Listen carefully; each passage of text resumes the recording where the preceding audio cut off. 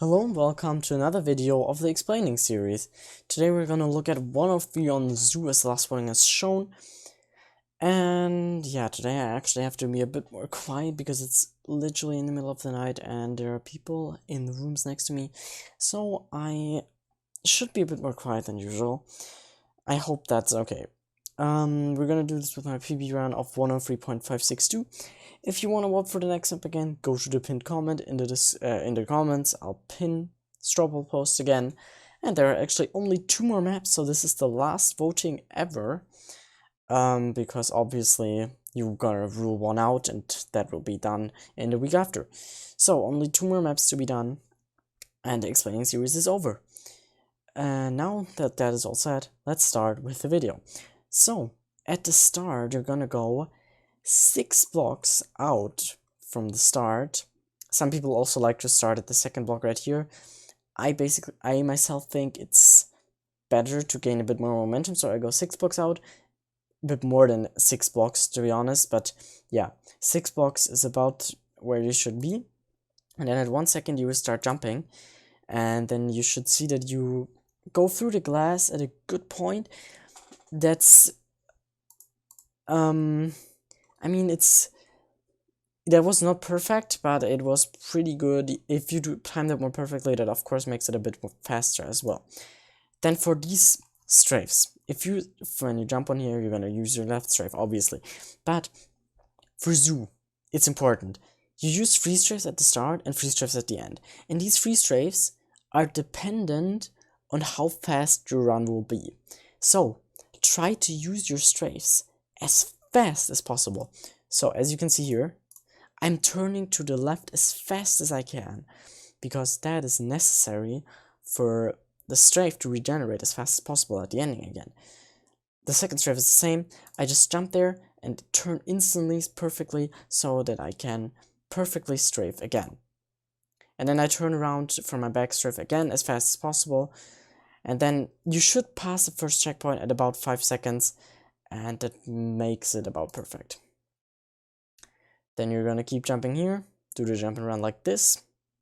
And then it should make your jump pattern about perfect to jump over the water here, perfect. Don't clip this block here, you might have to adjust a little. As you can see here, I use D here a little bit to get over that.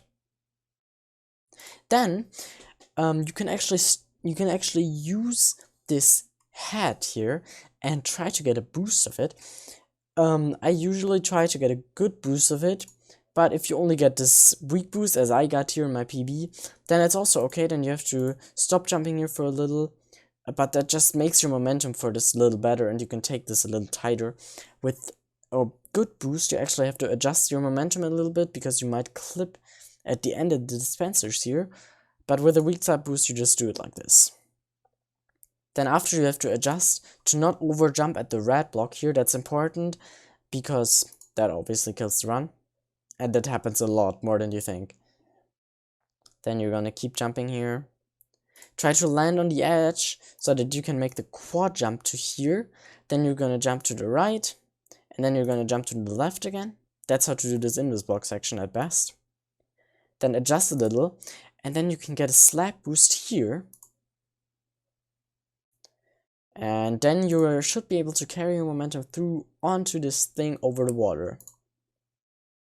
And you turn around, adjust here a little, because if you don't, you will actually over jump right here.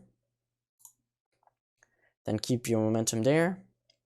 And then you can actually jump on this green block at the very edge. Like here, these are 5 blocks, and at the very edge you can jump on the green block, and that just makes your momentum a whole lot better for the jump boost after.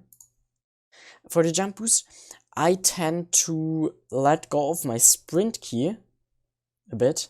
I failed this here because I did it too late, but if you do that perfectly, you're not gonna clip this.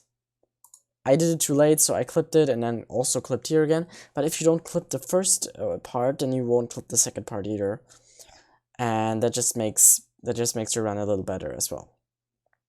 Then you're gonna do the jump and run, adjust a little again, because you don't want to over jump the green block right here. Make the quad jump to the red block, stop jumping here for a little, go on the platform again and try to land right here on the stairs. Go up the stairs. And now, this is where it comes to perfection with the strafes. And that's why you have to use your strafes as early as possible at the start. Right here, when you get your strafes back, I'm just going to show you how I did it here, right here.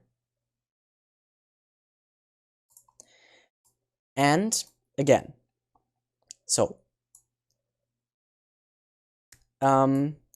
this strafe regenerated about right here when I jumped in the air. The goal on Zoo is to obviously get your strafes back here, but as I've tended more to not get the strafe here, there's another option you can do. You can jump onto the dispenser and land onto the slime, on the first slime, and then bounce off that with your space key held, of course, because you don't want to like jump off it.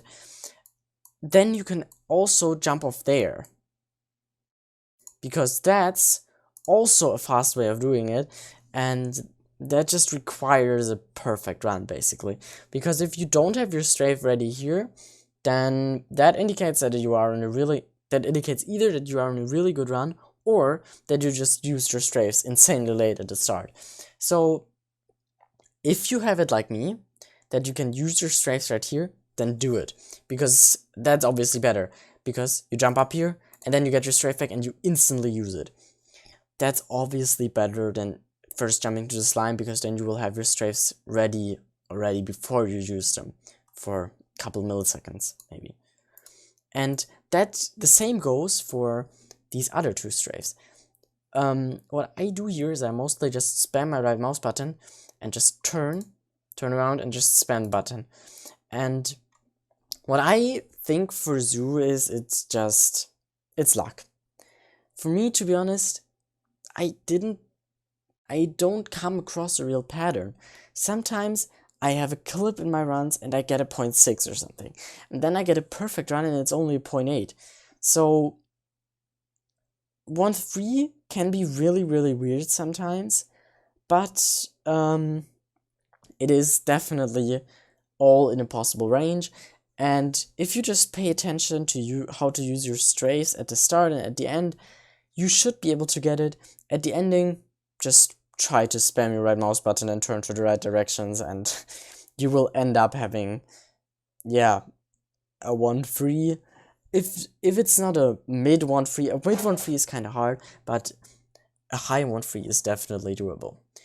So, this is it for the video. I hope you enjoyed it. Again, if you want to vote, go to the pinned comment and decide between Alien Facility and Jade Coast. That's the two last maps that I have to explain. And then we're actually through with the explaining series. If you're wondering what comes after the explaining series, I'll do an ending video for the explaining series, basically, a separate video. And then also an all maps montage again of all my speedruns, of all my PBs. So you can look at the runs raw without me explaining it. Might not be the same runs I explained it with, just, yeah, my PBs. Okay, now, let's end this video. Please vote for the next map again, and I'm gonna see you in the next video, and bye!